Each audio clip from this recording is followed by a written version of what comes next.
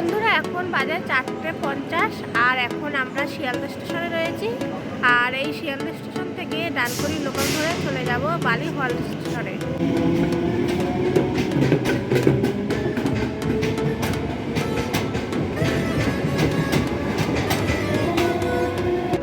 বন্ধুরা আমরা এখন শিয়ালদা স্টেশন থেকে ডানকুনি লোকাল ধরে বালিঘাট স্টেশনে আসলাম।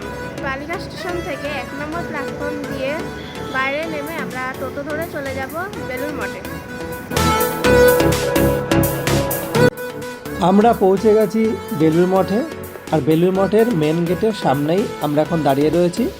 আমরা এখন বেলুড় মঠে প্রবেশ করব ধীরে ধীরে।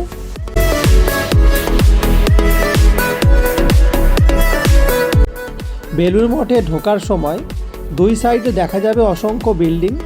সেই বিল্ডিংগুলোতে বিভিন্ন রকম সংগ্রহালয় রয়েছে।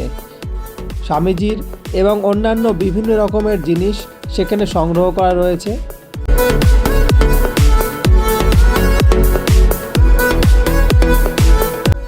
এই বেলুড় মঠ কিন্তু মোটামুটি সব দিনই খোলা থাকে, কিন্তু সব সময় খোলা থাকে না, নির্দিষ্ট কিছু টাইম আছে।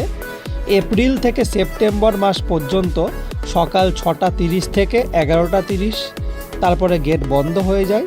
তারপরে আবার 4টে থেকে রাত 9টা পর্যন্ত। আর অক্টোবর থেকে মার্চ সকাল 6:30 থেকে 11:30 আর বিকাল 3:30 থেকে 8:30 পর্যন্ত খোলা থাকে। আর অন্য সময় কিন্তু বন্ধ থাকে উপাসনার জন্য।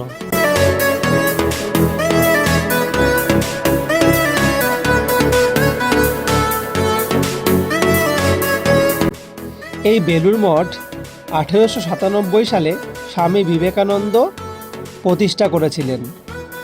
লক্ষ্য করে দেখা যায় এই মন্দিরের স্থাপত্যে হিন্দু, ইসলাম ও খ্রিস্টান সব ধর্মের শৈলীর এক অদ্ভুত মিলন দেখা যায়, যা বিশ্ব ভ্রাতৃত্বের প্রতীক।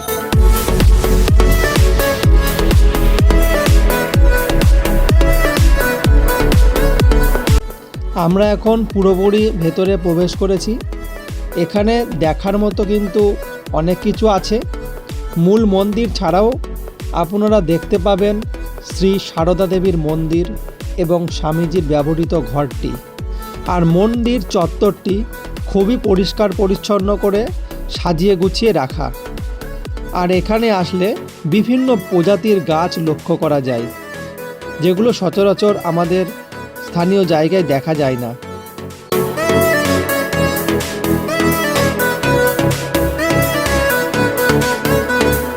আমরা এখন চলে এসেছি বেলুড় মঠের মেন মন্দির বা উপাসনা গৃহটির সামনে। আর এখানেই কিন্তু উপাসনা হয়, কিন্তু এখানে ভেতরে ক্যামেরা নিয়ে প্রবেশ করার অনুমতি নেই। বাইরে থেকেই এই ক্যামেরা দিয়ে দেখাতে হবে যেটুকুনি দেখানো যায়, ঠিক আছে? ভেতরে ক্যামেরা অ্যালাউ নেই, তাই সবাই বাইরে থেকেই ক্যামেরা করার চেষ্টা করবে।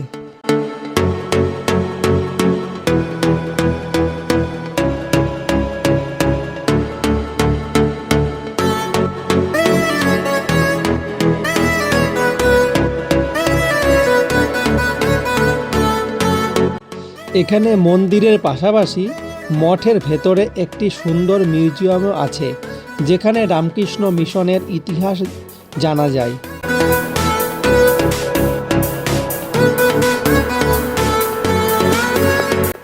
আমরা কিন্তু একদম সকাল 6:30টায় গেট খোলে, ঠিক সেই সময়ই কিন্তু আমরা ঢুকে পড়েছিলাম এই বেলুড় মঠে। আমরা শিয়ালদা থেকে ডাইরেক্ট আমরা বালি হল্টে এসে ডানকুনি লোকাল ধরে বালি হল্টে আসার পর তারপরে সেখান থেকে একটা টোটো ধরে আমরা চলে এসেছিলাম বেলুড় মঠে। আর সেখান থেকেই আমরা পুরো বেলুড় মঠটা ঘুরে নিয়েছিলাম সকাল সকাল। আপনারা অন্য পথেও আসতে পারেন এই বেলুড় মঠে। এই যে অন্য পথটা বলবো সেটা অনেকটা রোমাঞ্চকর পথ। আপনারা শিয়ালদা থেকে বা যে কোনোভাবে দক্ষিণেশ্বর মন্দিরে এসে সেখানে দক্ষিণেশ্বর মন্দিরে পুজো দেওয়ার পর সেখান থেকে ডাইরেক্ট লঞ্চে উঠে আপনারা নদী ভ্রমণ করে চলে আসতে পারেন একদম ডাইরেক্ট বেলুড় মঠ মন্দিরের ভেতরে। এই পথটা আরও অনেক সুন্দর এবং রোমাঞ্চকর লাগে।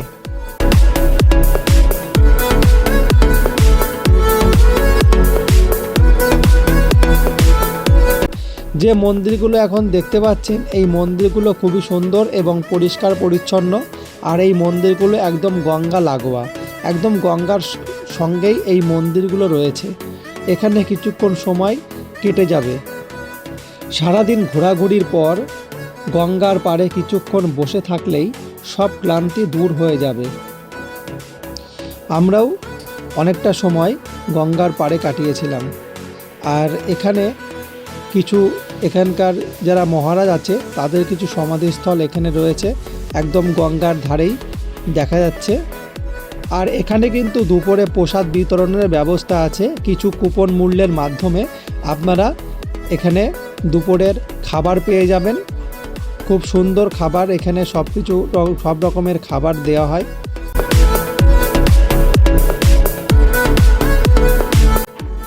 আজকের এই ছোট্ট সফরটি আপনাদের কেমন লাগলো অবশ্যই কমেন্ট করে জানাবেন। আর ভিডিওটি ভালো লাগলে লাইক করুন। আর এই রকম ভিডিও আরও পেতে চ্যানেলটি সাবস্ক্রাইব করে পাশে থাকুন। দেখা হচ্ছে পরের ভিডিওতে। ততক্ষণ ভালো থাকুন, সুস্থ থাকুন। ধন্যবাদ।